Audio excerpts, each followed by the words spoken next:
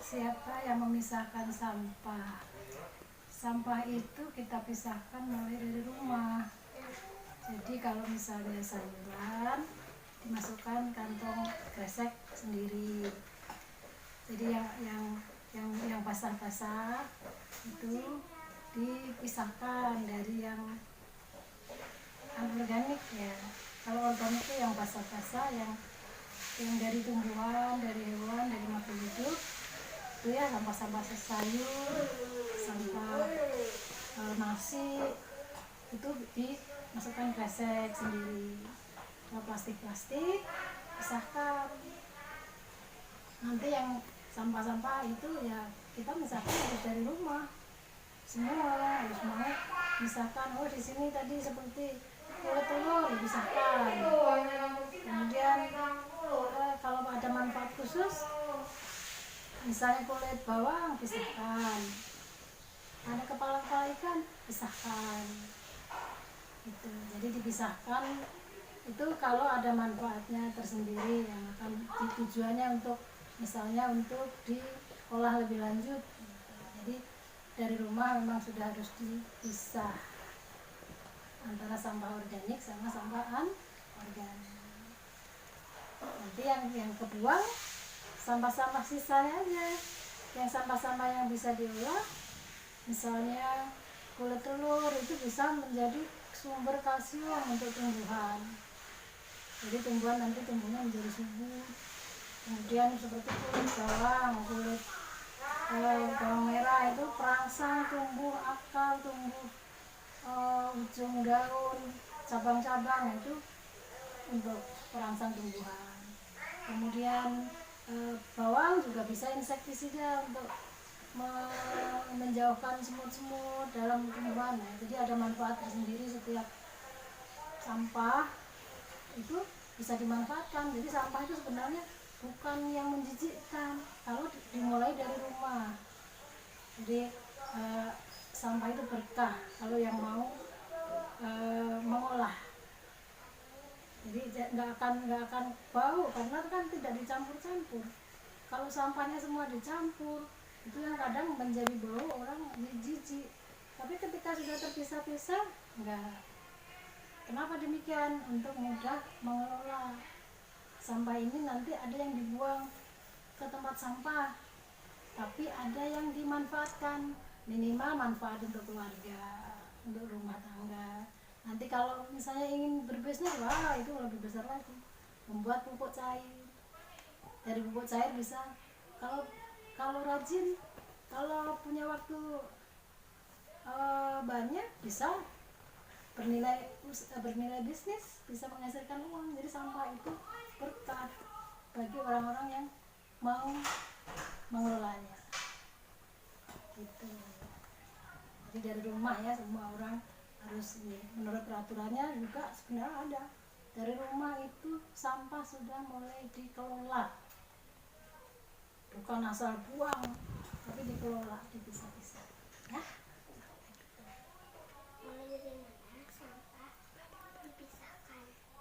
Mulai dari sumbernya, dari rumah. Setiap rumah tangga begini ya, ini ada rumah tangga banyak. Ini setiap rumah tangga udah misah-misah kayak tadi. Setiap rumah tangga memisahkan. Kalau sudah dipisah-pisah, enak mengelolanya. Jadi sampah telur, jadi ya, kulit telur bisa, nasi. Kadang-kadang ibu nasi langsung saya masukkan di tanah, di bawah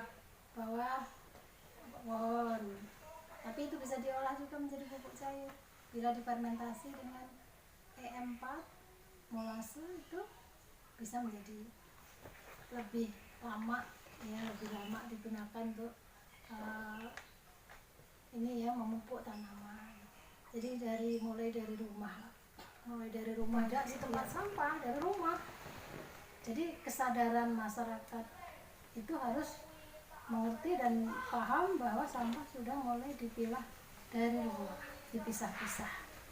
Kenapa? Supaya mudah mengelola, dan kalau sudah mengelola mudah mengambil manfaatnya. Itulah orang yang cerdas, jadi mampu sesuatu yang dibuang oleh orang bisa dimanfaatkan menjadi yang lebih bermanfaat. Nah, kenapa sampah harus dipisah? Nah, sekarang itu kan setiap orang masih belum tahu ilmunya, bahkan nggak mau tahu bahwa sampah itu sebenarnya harus dikelola dari rumah. Kenapa? Coba kalau bayangkan, kalau sampah dicampur ada kaca, ada kayu, ada barang-barang berbahaya itu seperti batu baterai, kemudian semuanya yang basah-basah, kaleng segala macam sama sayuran, semua yang basah-basah dicampur jadi satu. Apa yang terjadi? Sampah itu bau. Kenapa bau?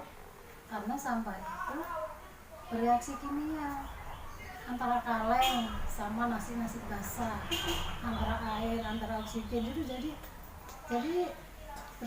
bereaksi kimia sehingga menimbulkan racun.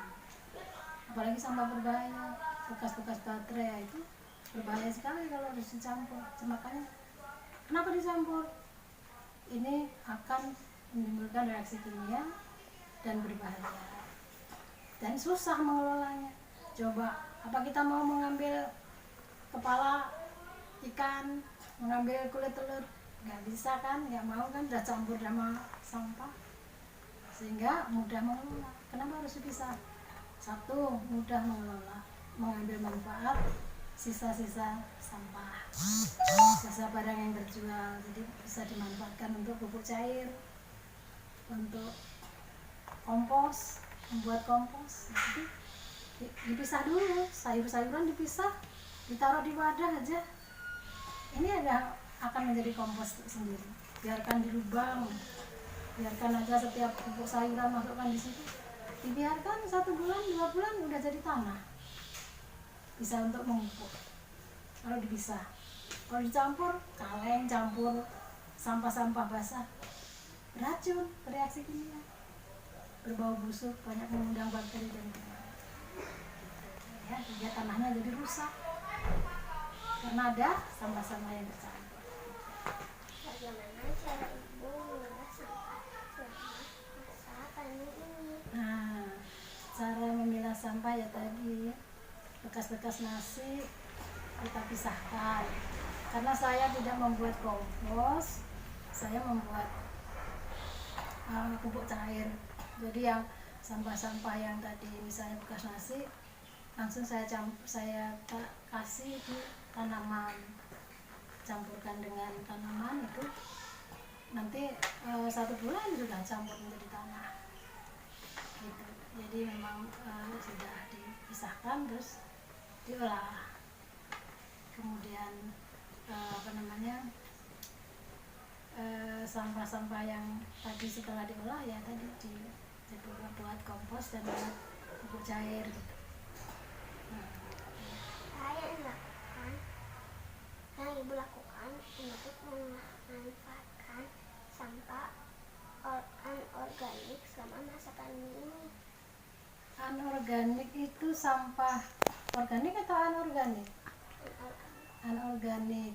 Kalau anorganik itu contohnya kalau misalnya sampah-sampah kaca, sampah-sampah itu enggak sih ya, enggak, paling dibuang di tempat sampah. Jadi dibuang di tempat sampah, ya belum bisa memanfaatkan karena itu biasanya didaur ulang. Tapi saya tidak melakukan daur ulang.